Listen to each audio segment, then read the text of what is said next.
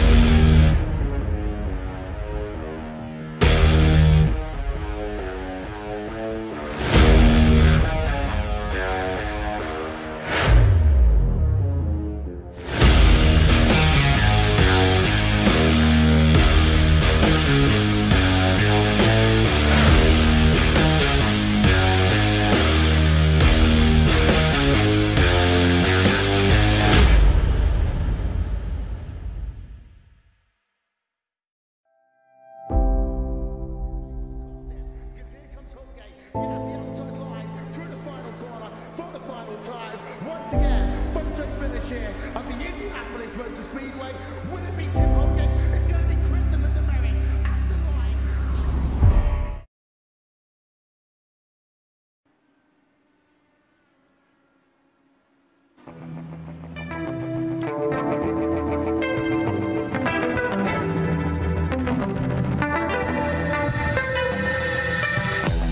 We are on the road to the 9th annual iRacing Indianapolis 500.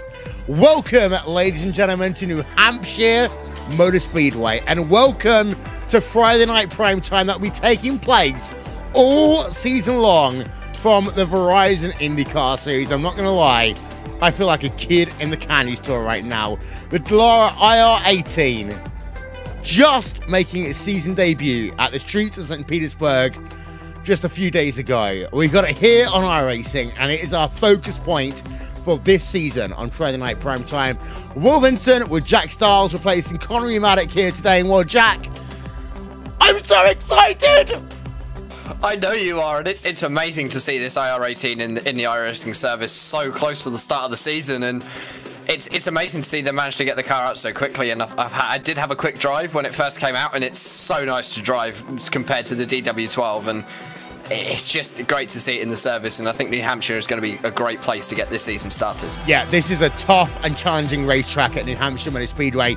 The banking is 4/7 grade, and it's step banking, and compared to some of the other tracks that we go to, this is a tough challenge for our drivers. 130 laps we're doing here today. It's 137 miles at the Magic Mile, just over a mile in itself. And well, the conditions here today, it's cool, it's overcast, wind speeds are 10 kilometers an hour, and that means that the situation we sometimes have at New Hampshire, where you get yourself into the, let's say, 8 tenths of a second behind another driver, that's gone. Banking here as well is going to be a big factor. Obviously, each lane is a different level of banking, which makes it so much harder for the driver. And New Hampshire always throws up good racing, and I think we're definitely going to see a long race today for these drivers. They just need to keep cool heads. Obviously, we'll probably see portions at some point. A small grid, only 17 cars, so won't be as hectic as it would be. Yeah, indeed so. And there are the people that help us with the broadcast. Overlay designs from Andres Warner and One Design. TV cameras from Esteban Balau, trackcams22.com. Simon Grossman, appgeneer.in for all the amazing overlay animations. Live timing and scoring will be available during the race as well.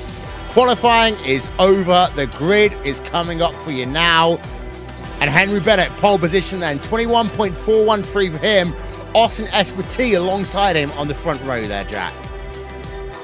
Good front row, strong front row as well. Henry and Austin are both two drivers who we see quite far up in the IndyCar community and always doing well in these IndyCars. Yeah, Adam Blocker inside of row number 2.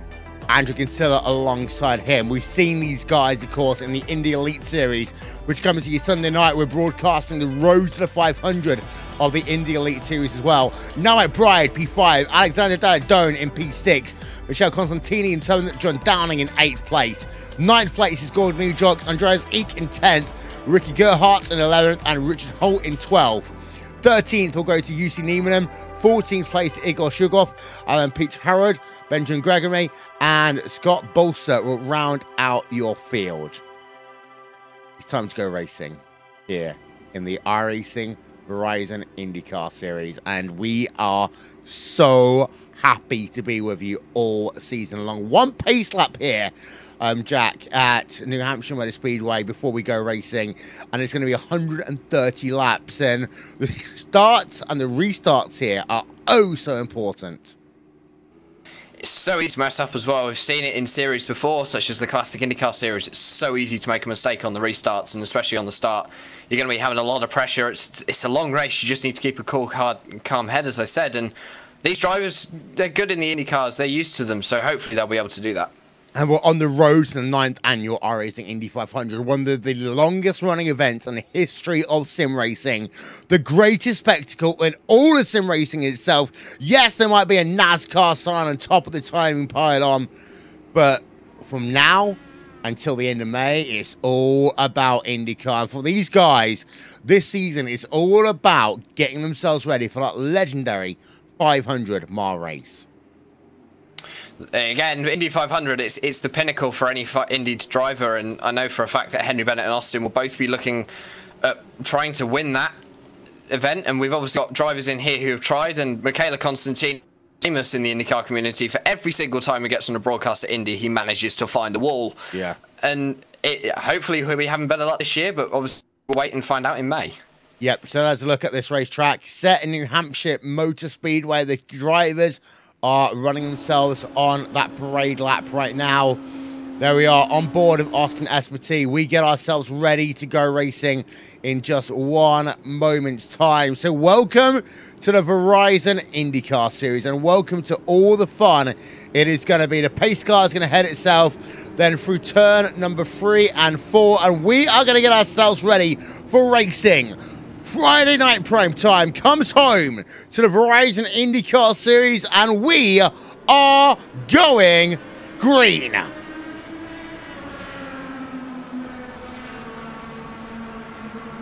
Bit of a relaxed start, actually, and a little bit of two-wide racing going on at the front of your pack. Behind, we've got a little bit of two-wide racing going on as well, but the important thing is we've got a battle going on right now for the race lead. Down to the inside, Austin Espartee is going to go for it as they come through corner number 3 and 4, and Austin Espartee will take the race lead away at the end, lap number 1. Good move there by Austin, just using that little bit of overspeed on Henry Bennett, and Henry Bennett got a good start, but Austin obviously just got a slightly better one. He's extending that lead now slightly. It's out to just over half a second now, and Henry Bennett, I'm pretty sure he's now under challenge from the number 3 car, Van der Blocker. Blocker's going to look down to the inside. Is he going to be able to get the move done coming off of 3 and 4? No, he's not. Henry Bennett is just going to hold that, but here comes the number 17 car, I believe that is of Alessandro Dallara.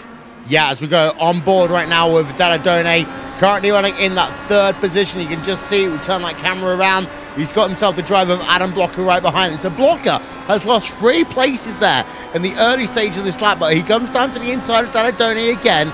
And one of the key things about this track is as well, is that you have yourself the inside and the outside grooves. And the outside groove really can work here if you know what you're doing. Dallara and Blocker is still going at it on the run down into 4. Dallara just looks like he's got that higher groove working really well for him at the moment. He's up 3 positions, and where he started in his lap times aren't too far off the fastest lap of Austin Espartee. 22.7 second lap from Espartee, who's currently in the lead. But Dallara looks as though that just really settled in those opening few laps. Yeah, there's your top 4 drivers then working themselves on the exit of turn number 2. Behind, battle for B number 5 going on. Michaela Constantini going down to the inside right now. RaceSpotTV on his card. That means 0.2 of a second advantage, of course. Through turn number 3 and 4 they come, and he moves himself ahead of John Downing. Downing into 6th place right now. We have stayed green at the start of this lap race.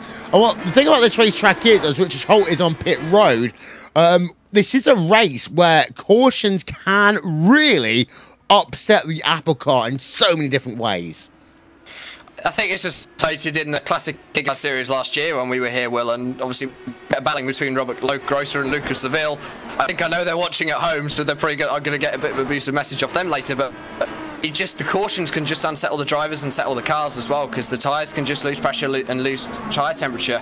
At the moment, it just looks like everyone else is staying settled. Just Alessandro Dalladoni is just having a little bit of a challenge there from Adam Blocker. Blocker's going to use that inside line to his advantage. Dalladoni is going to hold the position for now, but it looks as though Blocker's got that inside line working really well, but Dalladoni is making that high groove work just as well. Yeah, that's Dalladoni there on the outside as they work themselves still side by side down the back straightaway in towards turn number 3 and 4. Dalladoni taking a really high approach there, almost putting himself towards the safer barrier on the outside, but it will be Adam Blocker that remains in 3rd place. 4th place, Alessandro Dalladoni and Constantini running P number 5 right now. And here now we see Blocker. He's looking for another position as he comes down right behind Henry Bennett now in battle for P number 2.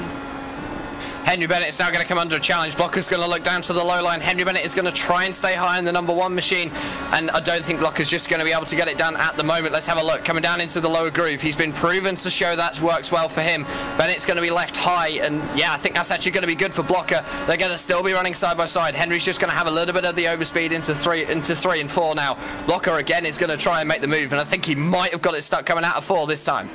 Yep, still side by side, and that allows Alexander Dalladoni to stay there in battle. But what it does mean is Austin SPT now has a 1.5 second advantage over the entire field. Side by side they go once again as they work themselves down the back straightaway, and you got yourself now Henry Bennett versus Adam Blocker. They almost think about going 3 wide in towards turn number 3. That ain't gonna happen. Number 1 machine of Henry Bennett then in 3rd place. Blocker up into 2nd place. What a run right now by Adam Blocker in the number 3 car. Adam Blocker has got that high groove down to a T in that number 3 car, and he's just showing it's making that work. Henry Bennett now under challenge from Alessandro Dalladoni. Dalladoni going to go down to the inside. Henry Bennett has been dumped out wide on the top groove, and Dalladoni, look at that, straight down the inside wheel. But here we go, Henry Bennett going to be fighting back, and wow, the overspeed off of 3 and 4 there for Henry Bennett was just too much for Dalladoni. He has been left in the clutches of Michele Constantini, and Constantini wants a piece of this. Yeah, so Constantini coming back into play as well. Having looked, by the way, we have got all drivers bar 1 running in this race. One of those drivers not running is the driver of Richard Holt. We saw him coming on towards pit road earlier, damaged the suspension of that race car, number 7 machine on pit road, and now coming out and away after getting some repairs to that race car. Gorg Newjox versus Andreas Eek. That is going on down in your mid-pack right now. Newjox losing out to the number 10 car, but they are still close, battling for P number 9. P number 9 was just last position for the top 10 here, vital points for the series as well. Here we go, Newjox down to the inside. I think he's just going to make it work. The number 8 machine is going to get him right up into 9th position. Andreas Eek is just going to lose back down into 10th. He is going to be left in the clutches of Gerhardt when he can try and close that gap. Greg Nugent's next target for him is Noel McBride, just a second up the road. Yeah, let's go back though and have a look on board with the driver of Alessandro Dalladoni. Got a little bit of damage, it looks, on the front wing of that race car, and was looking a little bit high as the drivers worked themselves through turns number 3 and 4 that last time by. Dalladoni taking the kind of outside then onto inside lane as they work through turn number 2 that time by. But Dalladoni, I just think, is starting to struggle a little bit toe, and here actually comes Constantini. Constantini has the advantage all of a sudden. They all go side by side as they work down towards 1 once again. We go on board with Constantini, and he says thank you very much for a moment. Whoa! And that was close. That was very close. Michele just got sideways then. That was unfortunate contact between him and Alessandro Dalladoni. Michele, though, just managing to keep it. Though I do believe there is now damage on that number 4 car. No, there's not. Not that I can see anyway. So Michele got away with that unscathed. He's just lost a position. Yeah, and there we are. There's a look from Michele Constantini. We'll get one more look on board with him, shall we, as we go on board with the driver of Michele Constantini down and towards turn number 1. Let's listen in. There we are. There's the contact between the two. That could have been a pretty big wreck there between the two of those drivers, but they stay it online. Constantini down in P number 5, Dalladoni in P number 4. But let's go back and talk about Austin SPT, because he's got a bit of an issue right now. He almost had some traffic to deal with, but the gap that he's got is 1.4 seconds over Adam Blocker. Blocker is starting to reel him in. Blocker's set the fastest lap of the race as well, a 22.4, so he is on a charge. He is currently running quicker than Austin Espity as well, so Espity really needs to be scared about Blocker coming from behind. We know he's strong, he's been leading this race from the very start, and obviously still 110 laps to go. We could get cautions, and that could shake everything up here at New Hampshire. Yeah, let's have a look at the movers and shakers in this event so far. Coming up on the left-hand side of your screen, note the fact that Blocker is at one place. We've got a driver just coming out of pit road right now, by the way. Alexander Dalladone is up 2 places, as is Constantini. So there's not been too many movers and shakers in this event so far. We are looking to see one driver try and drive up through the field. But Nalek Bride and Kinsella, they've both lost out at the start of this event.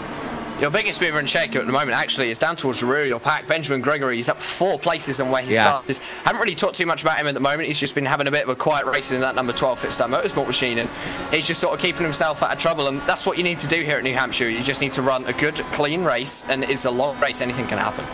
Yep, so here we are actually on board of Benjamin Gregory. You can see that he's got a bit of way to go, though, to catch up to Ricky Gerhardt in the Starbucks car. 2.4 seconds right now.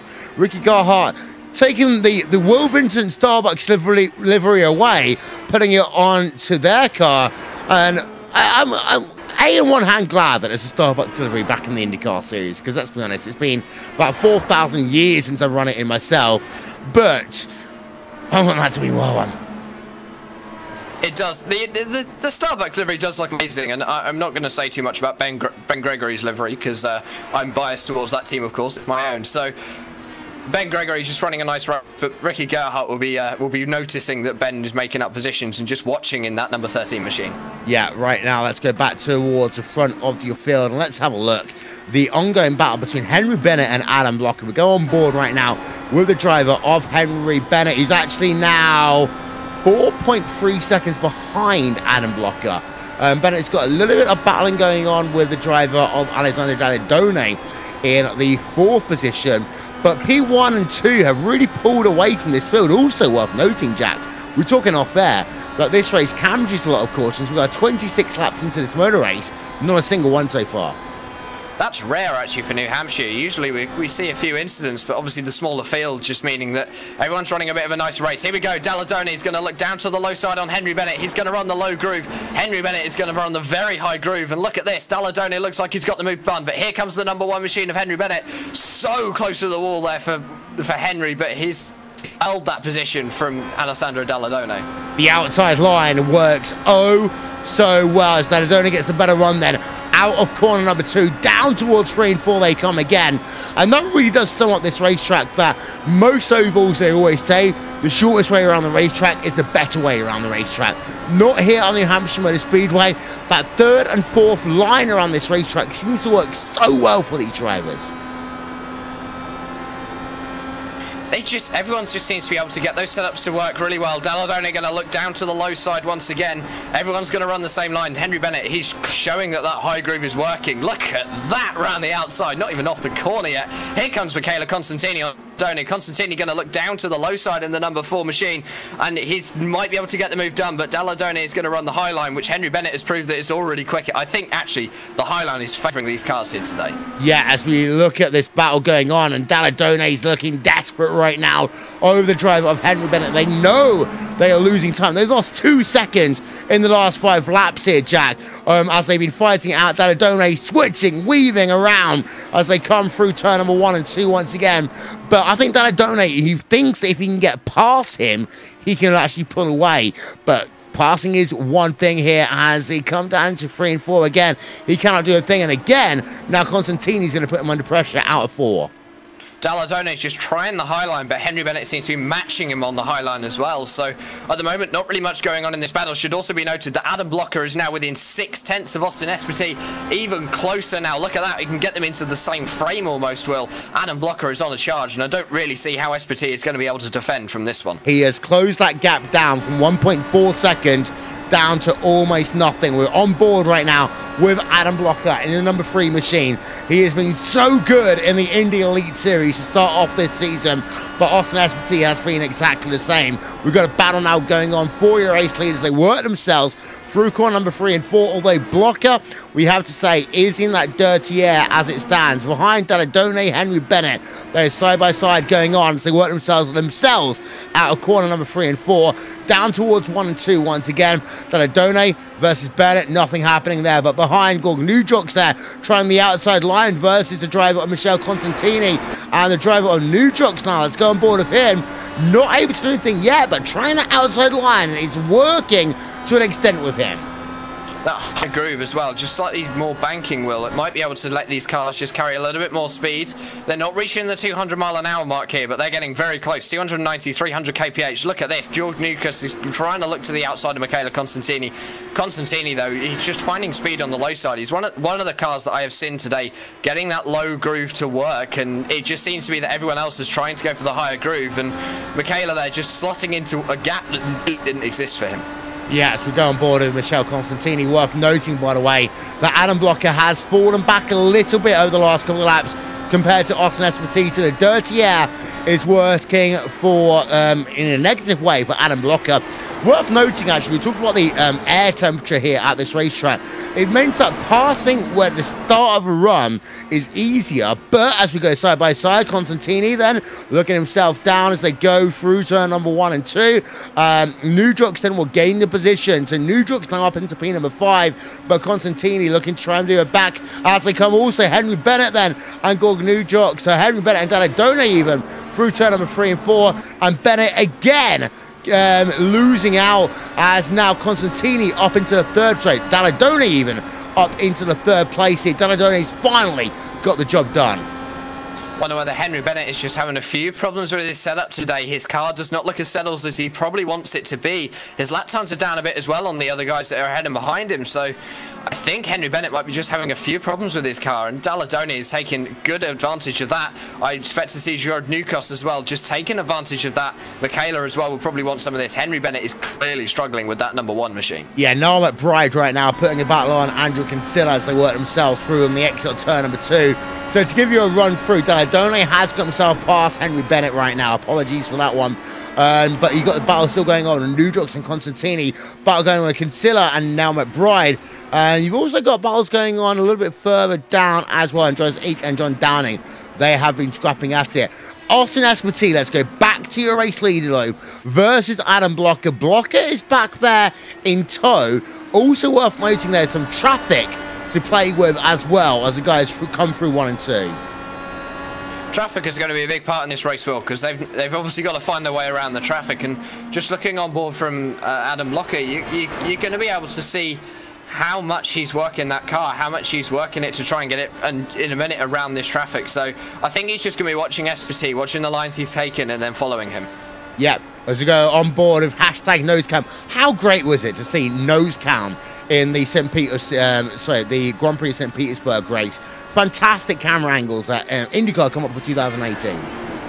I will admit I haven't seen the St. Pete race yet. I'm going to go and watch over the next few days, but I've heard there's some good moments from it, and I'll look out for that. Yeah, as we go back on board, Adam Blocker in towards turn number 1 and 2. Lap traffic ahead. That is the driver of Peter Harrod. That both of them is going to come past. I'm almost going to kind of NASCAR mode here, Jack, at Bristol or Martinsville, where these drivers are getting into that dirty air and it becomes very difficult to necessarily pass the car just ahead, as this is one thing that they're going to have to pay attention to now over the next couple of corners. Will your race leader, there's Austin Esposito, he's through. Adam Blocker is going to get down to the inside. It's going to be tricky for him in towards turn number 3 and 4.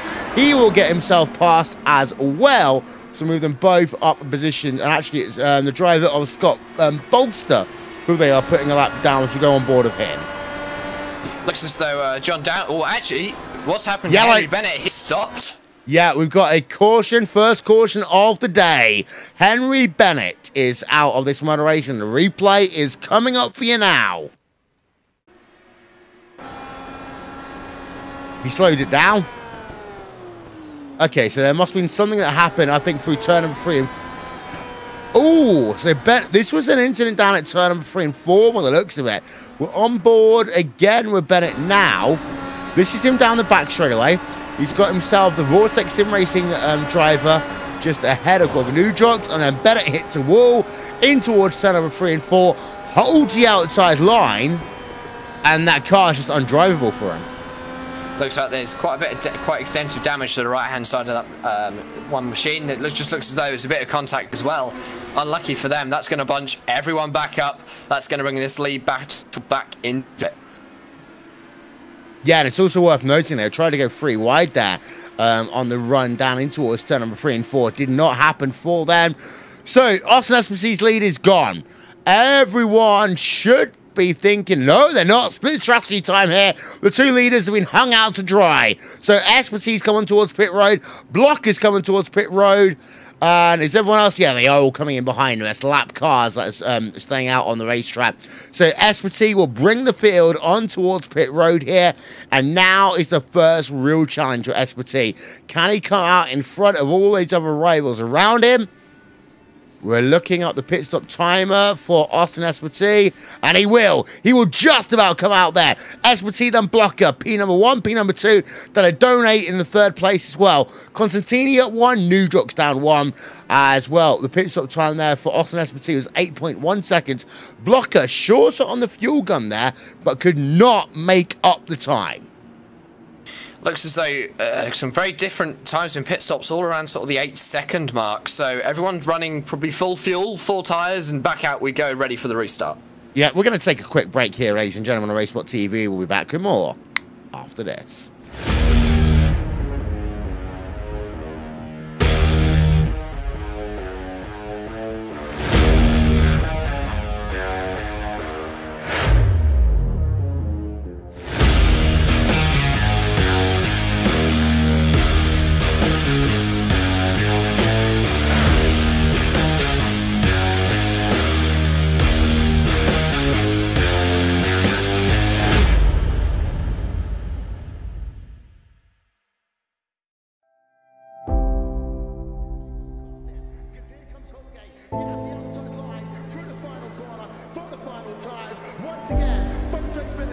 Of the Indianapolis Motor Speedway, will it be Tim Hogan? It's going to be Christopher DeMerit at the line.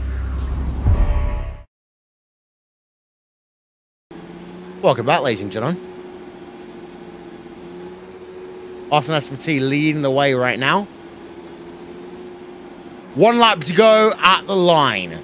Here are your top 8 as it stands, and it is Austin SPT who is leading the way.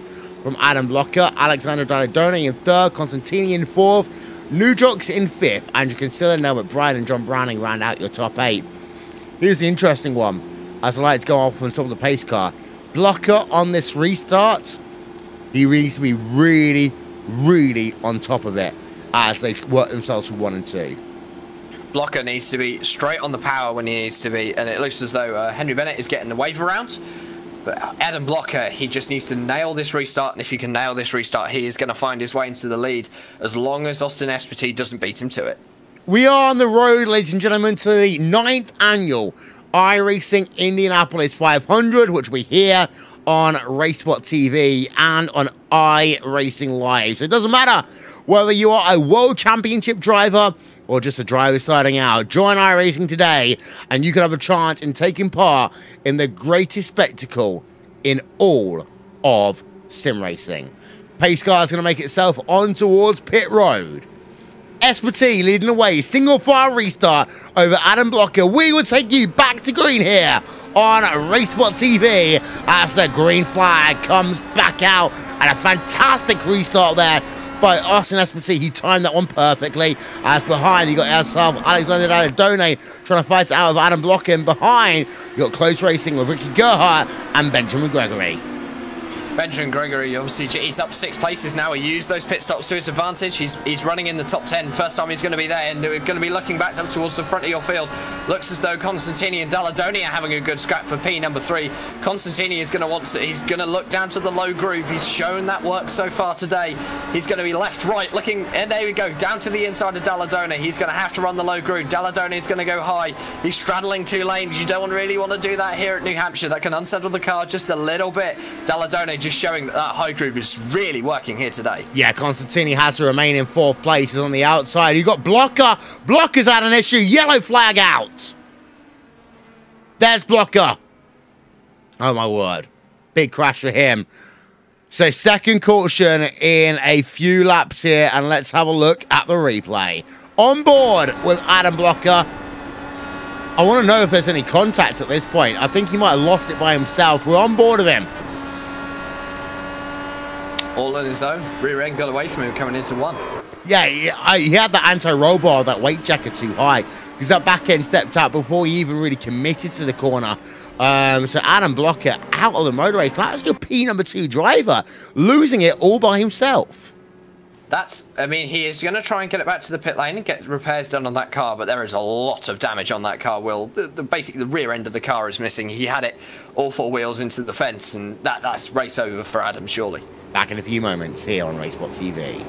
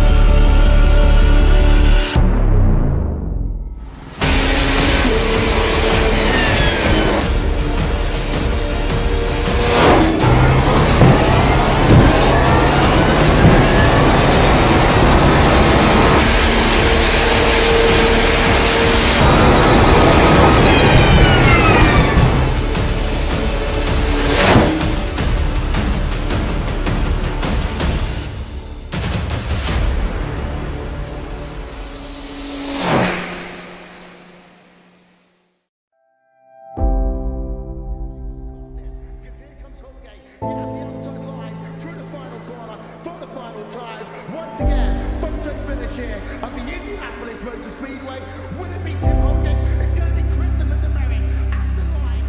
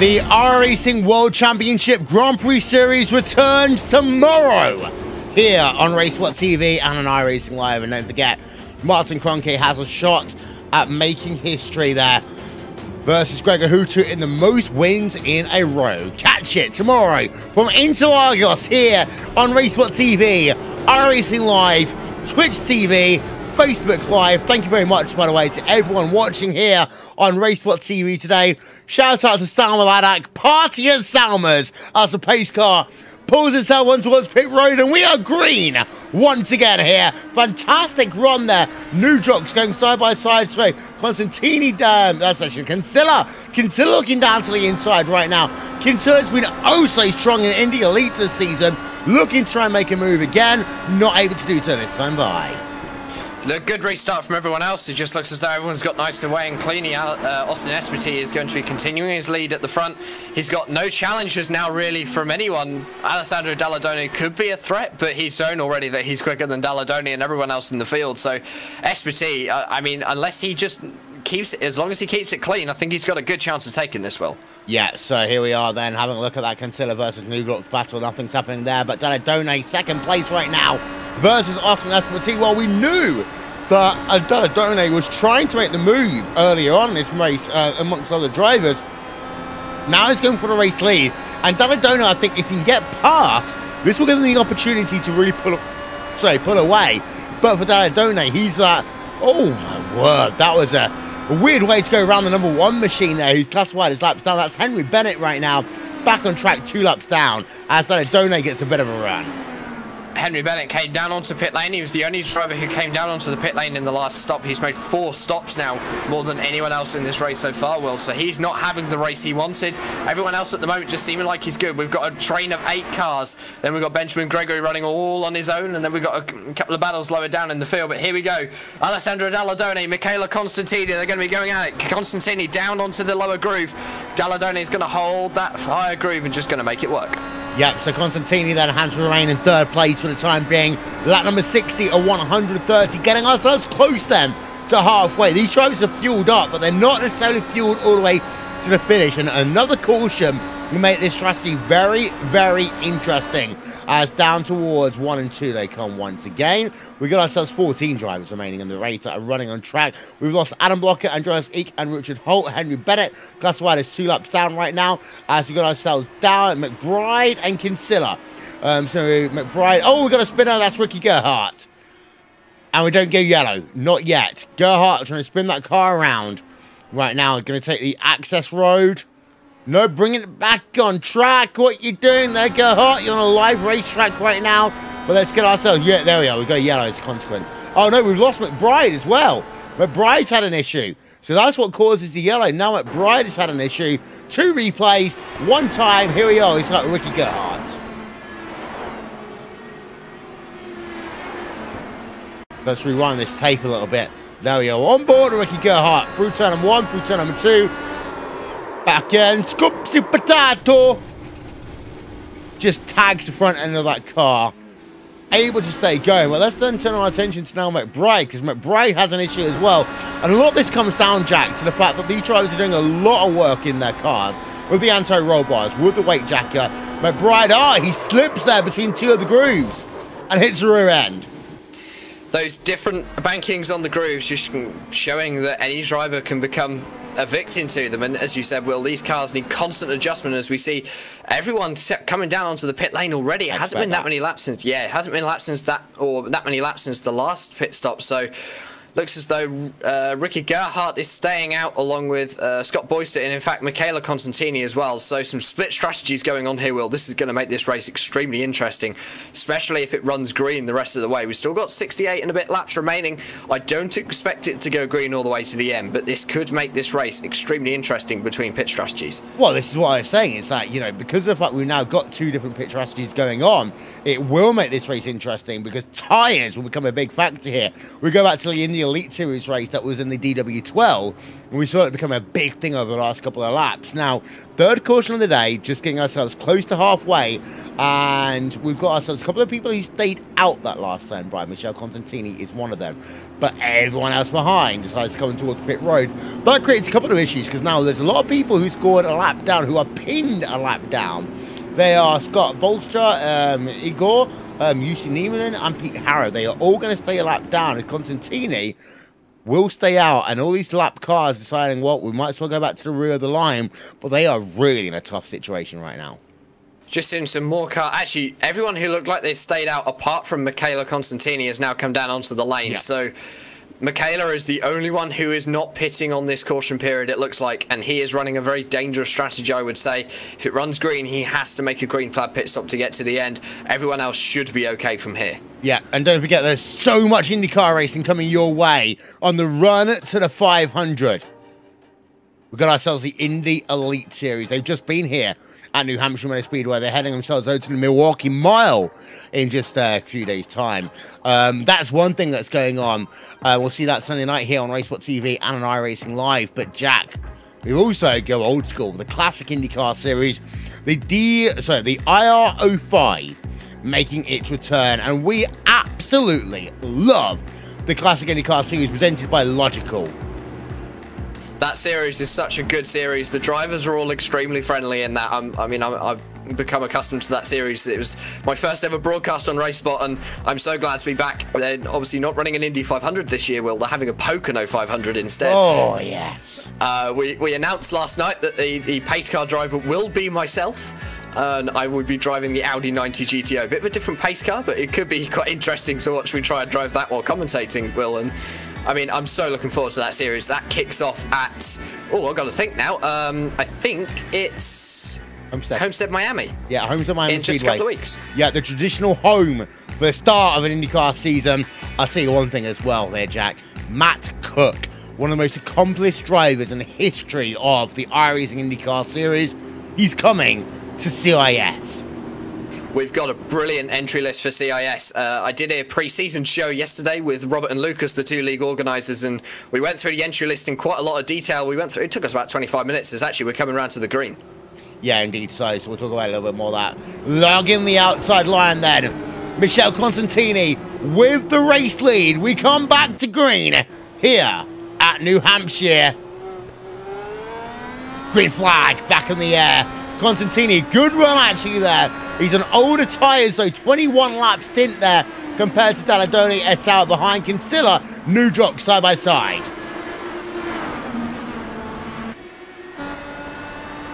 Just looks as though Dallara as well was trying to go early on Michaela, but the green flag hadn't dropped and Michaela hadn't gone. So obviously Michaela, he's going to be struggling on those older tyres, already making them work. He's got a half a second gap over Alessandro Dallara. Everyone else out on the racetrack at the moment has got newer tyres. They're all on fresh rubber. Michaela Constantini's tyres are 22 laps old now, and they're going to be starting to feel it in this track conditions. But at the moment, everyone seems to be running nice and well, and no, everyone running line astern. Yeah, just past halfway then. Lap number 68 complete here. Dallara half a second behind Constantini. Constantini with that good restart, protects him for a few laps, and now Dallara in that dirty air. Now Dallara, if you want to go to the race lead, needs to do so, and I'd say in the next 5 laps or so. Otherwise, he will lose the advantage. This field now getting really spread out because everyone's all of a sudden just kind of in that dirty air of everyone else. Henry Bennett as well, not having a good day. He's just found the wall coming out of turn 2. His race looks like it must be over by now. Heavy damage on that number 1 machine. But Alessandro Dallara, he's clearly using that draft to the advantage. He set a new fastest lap of a 22.325. We're getting very close to the 21-second mark here. Here now, Will, and Michele Constantini is doing a brilliant job up at the front on these 25-lap-old tyres. He's maybe showing that his strategy is going to work well, but I think he's going to be hoping for a caution towards the end of this race. You say 21 seconds, I just want to go tut and bring it a bit of old-school garage right now, but we're into that phase of the race, as I say, where everyone's kind of spread out a little bit. So let's go through the field here on RaceSpotTV and on iRacing Live. Let's start with Michele Constantini leading the way, taking over that race lead through strategy. Now he is on older tyres, and he's on older tyres by 18 laps over everyone else, but he's been able to withstand that restart and actually pulling away a little bit. He's really doing well. He's got his gap out now to 0.8 per second over Alessandro Dallara, and Dallara as well has managed to pull out 1.3 seconds over Austin Espity. Espity doesn't look as strong as he did at the start of this race, Will, and he's now under fire from George Newcastle as well, who's in the number 8 machine. And I think George could be a very strong contender for a podium come the end of this race. Yeah, second place, Alessandro Dallara, as I say, 0.8 per second now behind your race leader, but still pulling away from the driver of Austin Espity. And while there's that mellow yellow car of Alessandro Dallara then doing a good job.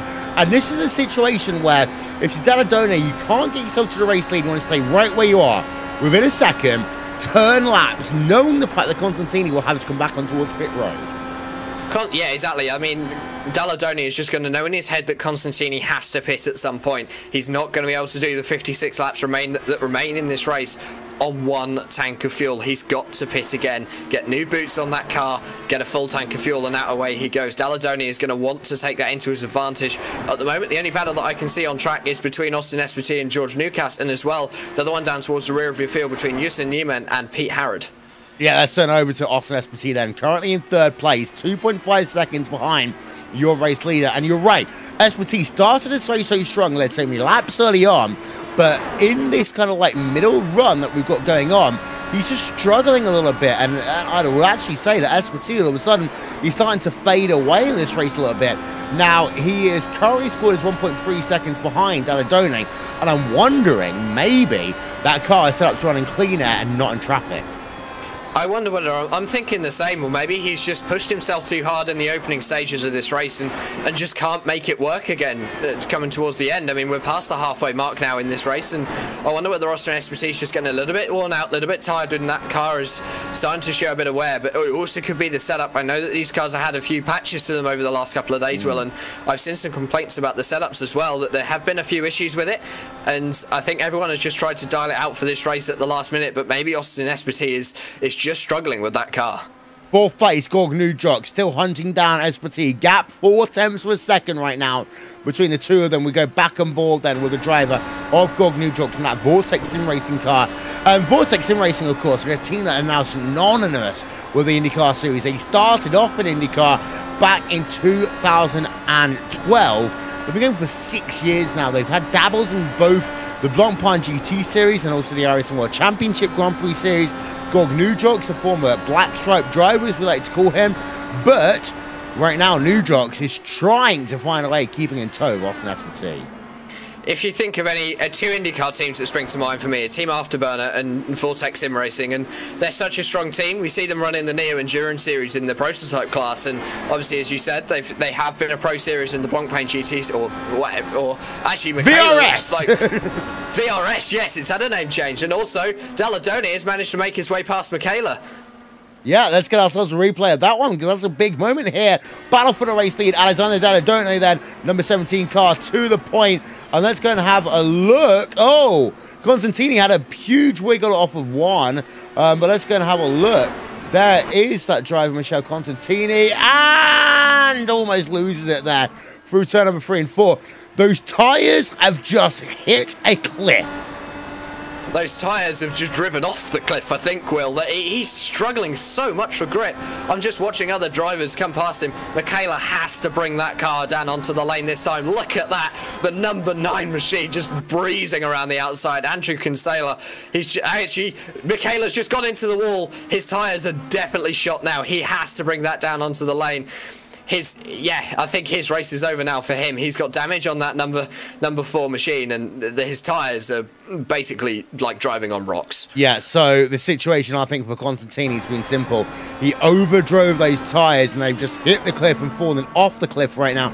He's staying out on the racetrack, which is an interesting scenario for him. He's now down in P number 5 after leading this motor race. Just 5 laps ago. So Dallara now is your new leader.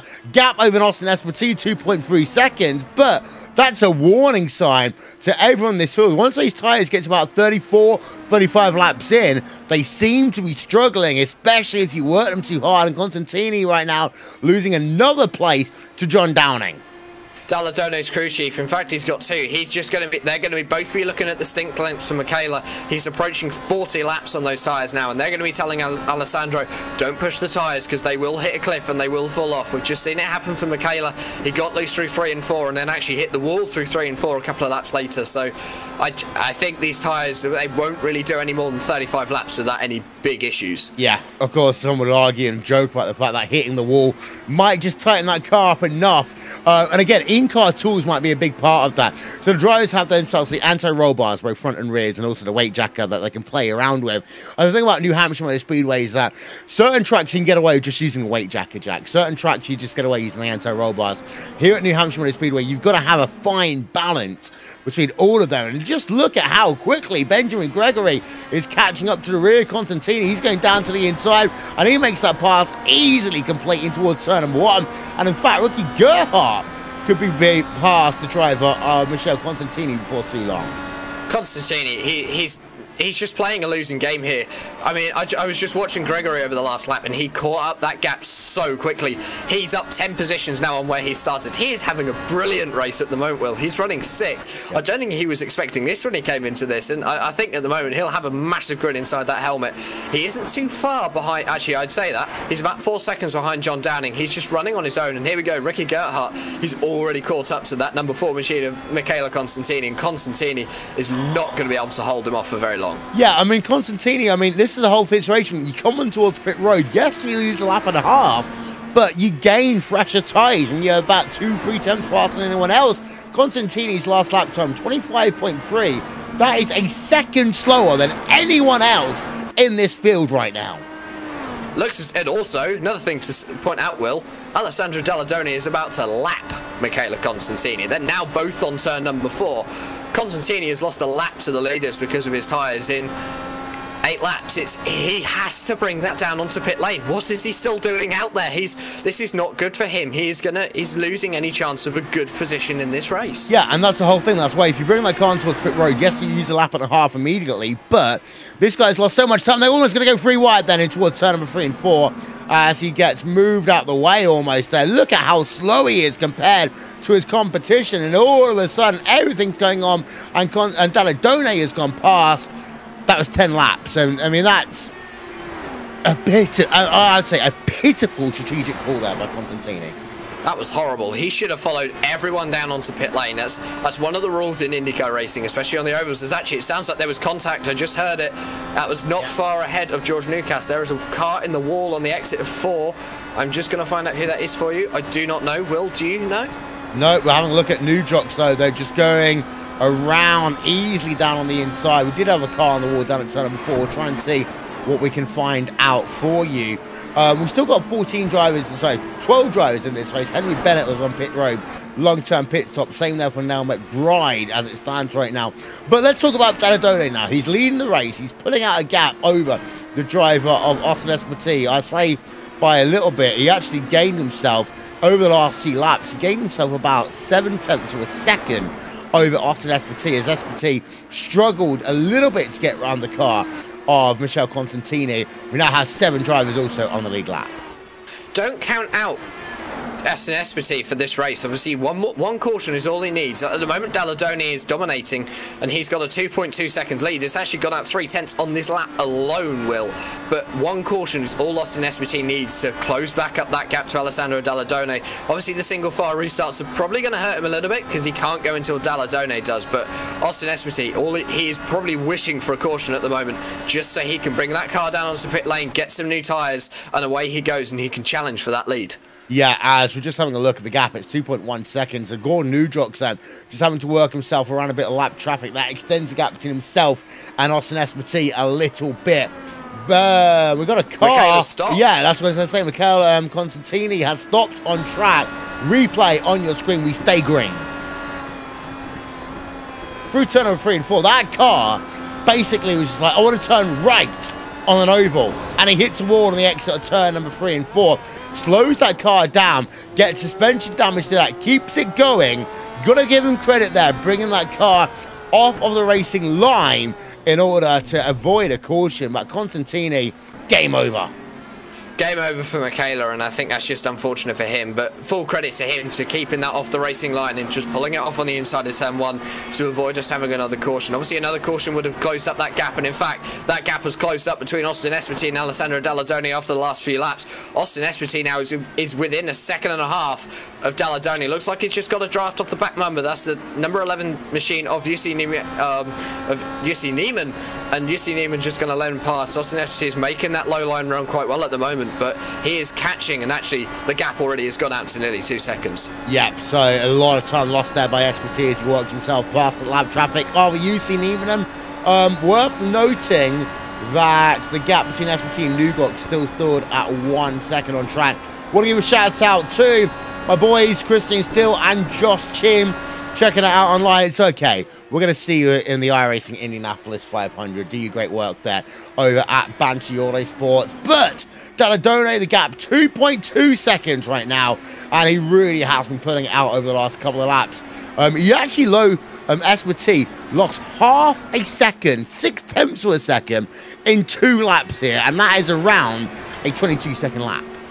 I'm just looking at as well the stint lengths at the moment. Everyone is looking like they're around the 36-37 lap mark. Now, this is the mark where we lost Michele Constantini. This is where he saw his tyres hit the cliff and drive over the cliff. So I would expect to see cars down onto the pit lane in the next few laps, Will, and we are within that window where you can get to the end on a set of tyres and not have any big issues. 28 laps remaining in this race now, and Dalladone, I think, is definitely now going to be thinking about pit stops along with everyone else. Yeah, so it'll be worth having a look then.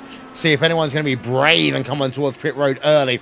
The issue with a pit road early stop here, Jack, is that you lose the advantage early on, but if it stays green, you have the advantage to bring it back together.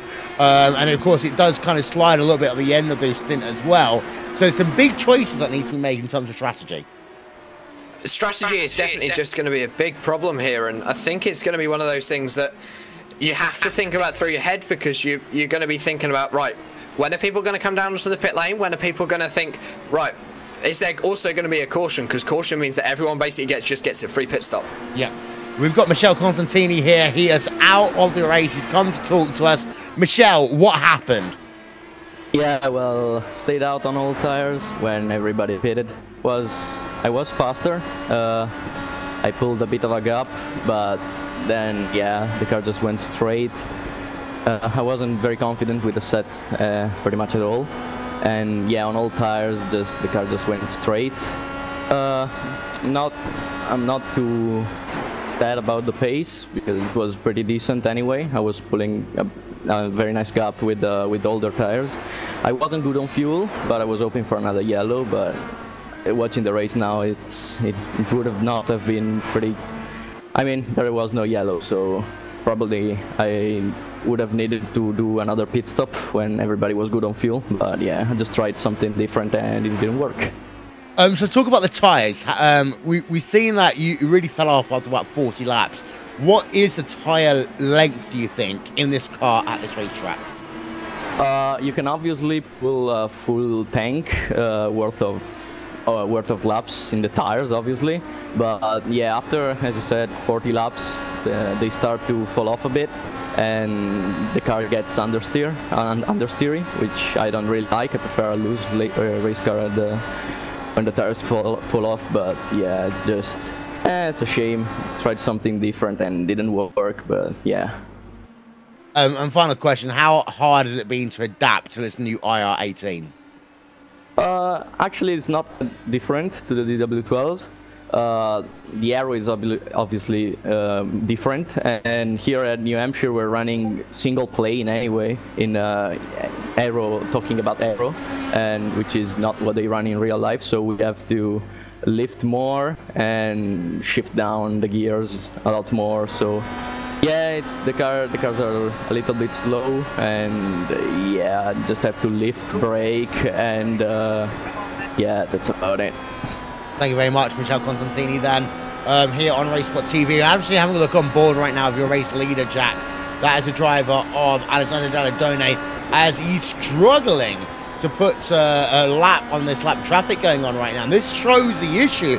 This is why I compare this racetrack to a Bristol and Martinsville Speedway, as down to the inside he finally goes and he doesn't make that position there over the number 16 car. That is the driver, Scott Bolster. He dove down to the inside and wasn't able to make the move stick, and that has really allowed Esposito to close half a second in a lap.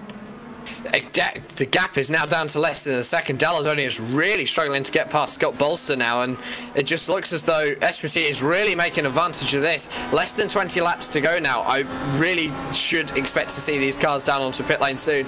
Dallara now has been 48, 49 laps on this set of tyres, and hopefully he hasn't worked them too hard. Lap times are now starting to fall a little bit away, Will, but Dallara is especially slow at the moment because of this lap traffic of Scott Bolster and Osman Esposito. He's within 8 tenths now. He is coming back into this. He's all of a sudden the factor for this race lead. Yeah, and this is one of the issues that you often get. Because of that dirty air on these Indy cars, it can make life very hard to pass, but allowing Esposito to close back up, or even allowing new jocks to close back up a little bit then as they work themselves past start-finish line once again. We are getting into the back end of this race. 17 laps to go here at New Hampshire Motor Speedway, and the gap is now down to 6 tenths of a second, and still Dallara cannot get the job done over the driver of Scott Bolster, who, by the way, is only on 2 lap older tyres than your race leader. But he is slightly further down the field. He is a couple of laps down on your leader. Here we go. He's going to go look down to the inside into turn 1 and 2, and he's going to get that move done, luckily for Alessandro Dallara. But Austin Esparti has also got to find a way around Scott Bolster, and if Esparti has as much trouble as Dallara did, that gap will very quickly extend for that lead. Yeah, and the gap's actually up to 1.1 seconds once again. So as soon as Esparti got into that dirty air, he started to struggle. And that seems to be the issue all day long for Austin Esparti. That car does not run as well in the dirty air. 15 laps to go then, New Hampshire Motor Speedway, and all of a sudden you start thinking about the fact that maybe Dallara has the opportunity to extend that lead. Ricky Gerhardt, by the way, versus Benjamin Gregory, that is currently scored at 0.7 of a second. That's going on for P6 and P7. Yeah, Ricky Gerhardt has just been closing up onto Gregory. Gregory might be starting to struggle with his tyres. Obviously, probably approaching towards the end of a stint. As actually, it looks like the 4th position, Carvancio Cancela, is just going to make his way down the inside of Ricky Gerhardt. But Gerhardt, at the moment, that gap is staying at about 1 second. I don't think Ricky is able to get close enough to Ben to actually make a challenge. No, as actually the gap between Gerhardt and Gregory just now extended to 1.2 seconds. As Cancilla's gone down to the inside. Let's go back to Esparti though. His lap times, I mean, let's just have a look at it. He's been losing lap time over the last 3 laps or so. I think Esparti right now is almost happy to settle for second. I wouldn't expect him to be happy to settle for second. He'll want that win, but if second is all he can see with 12 laps remaining, I don't think he's going to push that car too much. Tyres are going to be a little bit of an issue there for him maybe at some point, and we just don't know. We've seen it happen to Constantini. We don't know whether it's going to happen to anyone else. I don't think anyone yet has proven to us that tyres are going to be an issue. So Esparti at the moment, I think he's just going to be running for that second position and trying to hold off Newcastle. He's about 1.5 seconds behind. Yeah, there's your fastest lap times of the day, and there you can see your movers and shakers as well.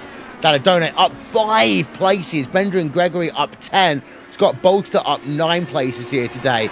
We've lost some big names. Henry Bennett in the #1 machine and Adam Blocker. They are both down 12 positions here today. But we've got to give the credit to Dallara. I mean, he used that strategy well for himself to get himself to the front of the field. There has been some issues along the way with Michele Constantini, for example. But Dallara does look very, very strong as they come now to 9 to go. And Austin Esparti only gained a little bit like last time by after losing lap time for the last 5 laps. Dallara always does look strong, and he always seems to be able to, whenever he pulls out a race and he has a strong one, he will dominate. And he did it in a round of the Classic IndyCar Series last year, and he's doing it again here today. And he's just showing how strong of a driver he is, and he's putting some of the greats in the likes of Austin Esparti. He's actually showing them up a bit, I think, Will. And Austin's going to be probably slightly annoyed at that, but I think he'll be happy with second. He's run a pretty good race so far. He led the first portion of the race. He had a little bit of a trouble on the restart, and obviously had a challenge from Adam Blocker, which probably lost him a little bit of time. But I think it's going to be interesting to see how these last 8-7 laps actually pan out, because the gap is still around 1 second. It hasn't gone out to what it was, and it looks as though it might be starting to come back down. Yeah, and also Austin Esparti has pulled away now 3 seconds ahead of Gorgnujok, so that battle that we thought might well be developing isn't actually the case. There we are, Gorgnujok on the exit of corner #4, down towards the start-finish line again. 7 laps to go here, New Hampshire Motor Speedway. So, in terms of the road to the 500 here, Jack, we're learning a little bit of information here and there, but I will say the #17, the #2 car, they seem to have dialed in that IR18 in terms of the long runs at the start of this season. Well, I mean, these cars, drivers have only had them for a week or so. They're going to be learning so much about how they handle and how they drive. I'm pretty sure most of the top teams have already been testing quite a lot at Indy and getting those setups just dialed in, Will, and doing some long runs. You'll probably see some 500-mile simulations from these teams before the end of the month, and getting ready for that month of May. I mean, it's still 2 months away, but these drivers are going to be wanting to learn as much as they can about these cars going into the Indy 500, because they will want to take full glory in that event. Yeah, and of course we've got ourselves the Indy Elite Series Indy 500 that's coming up here on RaceSpotTV and on iRacing Live. That will be our starting point. A lot of shenanigans we played there, especially in terms of qualifying. Of course, the drivers will attempt to qualify for the second to next special event here on the iRacing service. We've got the Nürburgring 24 hours coming up soon, and then the greatest spectacle in all of sim racing. That is the iRacing Indianapolis 500, the longest running event on iRacing history, and that is coming your way soon. Andrew Kinsella, let's talk about him real quick, because he is a driver who very well can be strong as we approach the month of May. He is, obviously, he's still on the lead lap. He is the last car on the lead lap. Only your top four is left. Dallara has nearly lapped your whole field. And Andrew Kinsella, he's been quite quiet all day, I'd say, Will. And he's just keeping himself calm and keeping himself collected and just logging the laps, which is what you need to do. I mean, we're approaching the 2 laps to go stage now. And in fact, 2 laps to go. And Austin Esposito is now within a second of Alessandro Dallara. Could we have a battle for the lead coming onto the final lap? If we do, this could get very interesting. Yeah, it's going to take a lot of hard driving by Austin Esposito, but if he's got anything left in his tyres, this could well be it. They've both done 65 laps now on their tyres. The white flag will come out. There's 1 more lap to go here at New Hampshire Motor Speedway. Alexander Dallara is leading over Austin Esposito. Gorg Nujok 6 seconds back in 3rd. Almost a non-issue right now on board of Esposito, but he hasn't got the run through turn number 1 and 2. So this will mean that the driver of Alexander Dallara will work himself on the exit of corner number 4, and he will win week 1 in the Verizon IndyCar Series. Dallara doing the wiggle. He is your race winner in the number 17 machine. To the driver with the lowest tire rating here today, Jack, takes home the twin checkers. That's impressive driving there from Alessandro Dallara. He's 2,200 I rating, and he's just shown up guys who are 5k, and that's awesome from him. He's dominated the second half of this race, and as you just see, I think he's going to actually head down onto the front straight and go and celebrate a little bit. Nope, in fact, he's going to hit the wall. So Dallara just celebrating in style there without his front nose cone. Yep, so there we are. Alessandro Dallara takes your victory here today. Here's a look then at your final race results from New Hampshire Motor Speedway.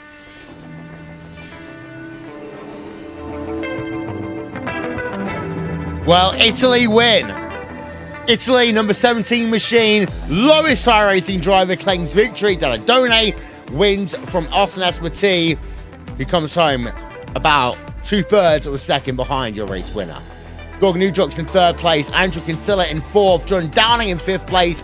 Then it's Benjamin Gregory, Ricky Gerhardt, Scott Bolstra, Igor Shukov, and then Jussi Nieminen, who rounds out your top 10. There's the remainder of your field. And well, we're going to take a quick break here on RaceSpotTV, and we'll be back with post-race coverage after these messages.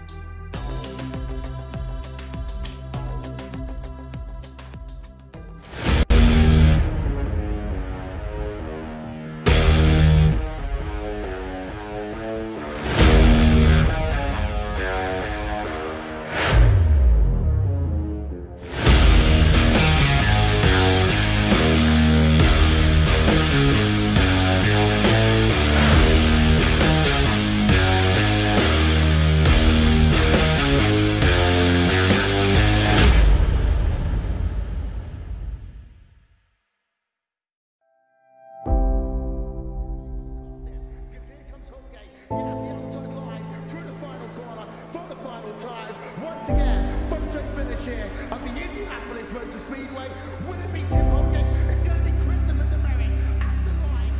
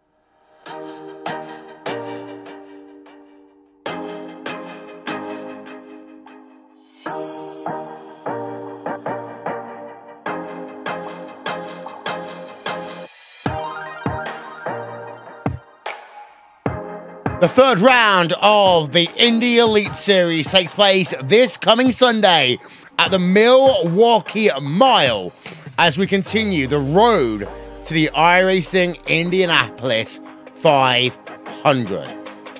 Of course, we've also then got ourselves in just 9 days' time the first round of the Logical Classic IndyCar Series from Homestead Miami Speedway. That'll be March 25th here, RaceSpotTV, iRacing Live, 6 p.m. GMT. As we come back then to our coverage of this, the first round of the iRacing Verizon IndyCar Series, and I've said it all day long, Jack, we're on the road to the 500. Wasn't the most entertaining race, but it did teach us quite a bit. Told us quite a bit about the cars, taught us quite a bit about the drivers as well, just to see how everyone's developed over the winter and getting ready for that Indy 500 in a couple of months. And I think still there's a lot of learning to go for a lot of these drivers going into the 500, but we're already seeing that there's some very strong names that could come out from this IR18, and I definitely think a lot of drivers have learned a lot of information, and they'll definitely be going to have a look at the telemetry after this race just to see what they can improve. Yep, so let's talk to a couple of drivers. Let's start then with the driver who won the race here today, the driver of Alessandro Dallara, claiming victory. Week number 1, season opener here on the iRacing Verizon IndyCar Series. And well, Alessandro, congratulations. Thank you, Will.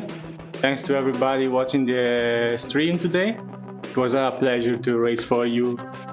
The goal was just to put up a nice show, some nice passes, some nice light jobs like you do NASCAR style, even if the flat track doesn't help a lot, but I think I did a pretty good job. I was really surprised. You're up 5 places from where you start. We see the graphic there on the left-hand side of your screen. The traffic seems to be a big factor here today, in that you could pass them early, but then you'd almost be stuck behind. So how did you use the strategy, and how did you use the cautions that we had to get yourself to the front? I didn't want to see any caution at all. My car was really good on the long run, even if I never done more than 3 laps before the race. So it was new to me. Passing people was really tough. As you can see at the beginning of the race, I tried to pass on the low side Henry and other guys, but didn't work. So then I came up with the idea of trying to slide job everybody. Even if it's not a NASCAR, but it's an IndyCar, doesn't matter a lot. So slide jobs were the better way to pass people. Lap traffic was obviously an issue, but even if they tried to race me hard, then pace obviously was different, and I succeeded to pass the lap car and pull away from Austin, who did a really nice race. And obviously I hope we could fight a little bit, because in the end the race was boring, you know. Spectators want to see passes, we have to do that. So.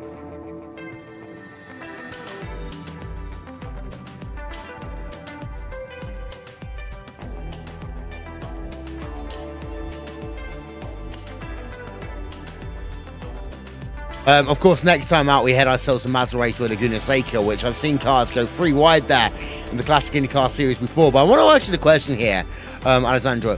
How hard has it been to adapt to this new IR18? It was pretty quick. Doesn't change much a lot from the old car, so it wasn't that bad. I just done some fixed races and didn't spend much time tweaking the setups. Big shout out to Christopher and his URS setup. Was really good. Base setup, just some tweaks to the front wing, and that's it. Very nice chance to get into IndyCar for everybody, having such a nice setup and such a nice guy providing them. So if anybody wants to join this series, they have already a baseline to work out. Well, thank you so much. So before we let you go, Alessandro, as you're the winner here today, who do you want to give a shout out to? Big shout out to my team, 1050 Barbonera Racing. Marco was very proud of the effort we put in this race. And Simone and my nice crew chief, we just put up a nice setup in the last 10 minutes before the race, and I'm really happy for them and our sponsor, our Lexus IndyCar powered starting VP10 IndyCar. So thank you to everybody watching the stream and to you guys providing such a nice broadcast all season long. Well, thank you very much, Alessandro Dallara, coming home with your race victory here today. Let's do some quick fire interviews, and we're going to start with Jack, stood by with Austin Espartee. Austin, first of all, congratulations on the second place. You dominated the first half of the race. You looked very strong for the race win. What happened in the second half? Did the car just not feel as good in the dirty air? When Alessandro beat me out of the pits on that caution, I knew that I was going to be screwed, because the car in dirty air is just like the DW12 in a sense. I mean, you can get a little bit closer, but it's still tough to pass, and it's always tough to pass in New Hampshire. So I knew if I could get a run early in the run that I could get him, but he started to pull a gap, and I almost had him, but it was just the dirty air behind him, and I'm satisfied with the second. I knew I had one of the better cars today, just from qualifying and dominating early on, having that huge lead, but there's always next week. Obviously, quite a small grid today, only 17 cars. How was the traffic management out there? Because obviously, as you said, New Hampshire is a hard circuit to pass on. We saw Alessandro have a bit of a problem with a back marker of Scott Bolster, and obviously you seem to have no problems getting past him. Just how was traffic management for you today? It wasn't too bad. I was able to go into the corner. I anticipated that they were going to be braking earlier or lifting earlier in the corner, so I just kind of outbrake them in a sense and kind of just drifted around the corner just to get around them and tuck in. I mean, there were some cars that were a little bit of an issue, but I was able just to get hold of that draft and just outpace them to the corner and get the better run off. Now, obviously, before we let you go, is there anyone you'd like to thank today? Thanks to Andrew Kinsella for the race setup, and to John HD, and still a little fuzzy on how to pronounce his last name, for the awesome Q set that he put together this week. And there you go, there's your second place finisher, Austin Espartee. Back to you, Will. Yeah, let's go through then. Gorg Nudrox coming home third place here today. Well, Gorg, third place, we saw in a lot of battles. We knew passing's been hard here today. Talk us through your race. Well, it was really intense. It was the first race for me at New Hampshire. I don't like this track at all, but I'm glad I did race today. So track itself's been tough, of course. Passing's been tough. Getting yourself a podium, though, in terms of the championship, what's your thoughts about that? Well, it was only the first race. A lot can happen. We will see. Vortex Sim Racing driver Gorg Nudrox then coming home third place. Andrew Kinsella coming home in P number 4. Well, Andrew, talking to you just a couple of days ago, of course, in terms of the Indy Elite Series. P4 here today. How does it stack up for you? It was an okay race. To be honest, I was hoping for better, but we got that patch for the car last night or yesterday, and I just didn't really have time to make the set happy with where I wanted it, especially in traffic. So I'll settle for P4. We were at least competitive, and Austin was able to find a line that worked for him. I just wasn't able to find the line quite until that last bit of the race there. Next time out, Laguna Seca road course. Looking forward to it. Yeah, this car is really fun on road courses. We'll have to see. There's quite a bit more tire wear than we're used to with this car, so we'll have to see how that plays out in terms of strategy, but it's got a lot of downforce on the road courses, so it should be good. Andrew Kinsella coming home P number 4 today, and that's what we've got to look forward to next week, Jack, because we head ourselves from a very tough oval to a very tough road course at Mazda Raceway, Laguna Seca. Laguna Seca is famous in the motorsport world. It's obviously where we saw Zanardi pull off that awesome pass in Champ Car all those years ago, and I think seeing those Indy cars is going to be the first road circuit of the series for this series, and I think it's going to be interesting to see which drivers obviously excel there. We saw Dallara and Austin Espartee dominate the front of this field today, and I just obviously we're going to happen next week and just see what happens to see who dominates. And I think it's going to be a completely different race to do with strategy because that track is going to be hot. It's in the middle of the desert. Oh, yes, indeed. Don't forget, tomorrow, the iRacing World Championship Grand Prix Series will return. Martin Kroenke is just one race away from making history in terms of, well, what has basically been an 8-year record held by Gregor Hutu.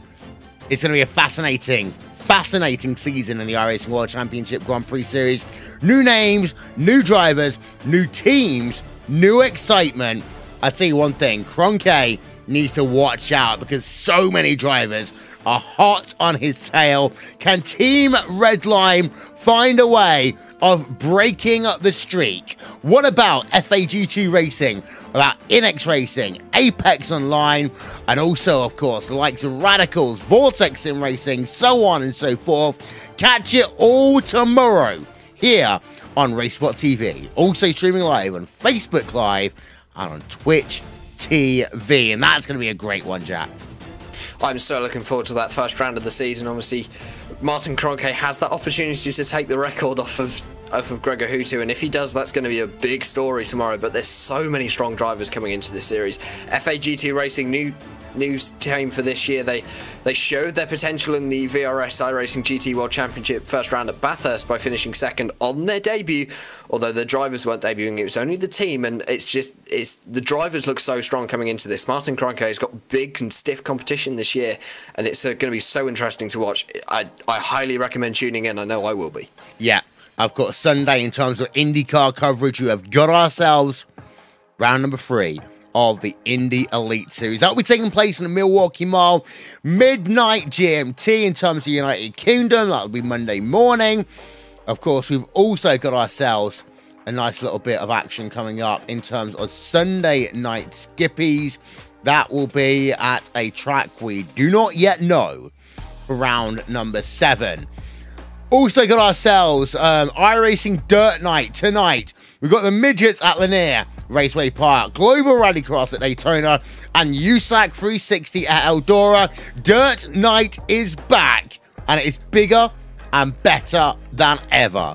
That is all we got time for here, though, on Friday Night Prime Time. We want to give a quick shout out, of course, to our friends who do all the hard work for us. It's one about our TrackCams22.com, with the TV cameras that you've been seeing all race long here today. Our overlay partner, Andreas One and One Design. Oh yeah, that's the official helmet of Valtteri Bottas for 2018.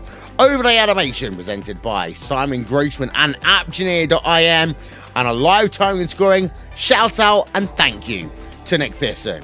That guy over there has been Jack Stars. I am Will Vincent. We'll see you tomorrow for the iRacing World Championship Grand Prix Series and Sunday for the Indy Elite Series. Yeah, we really are on the road to the Indy 500.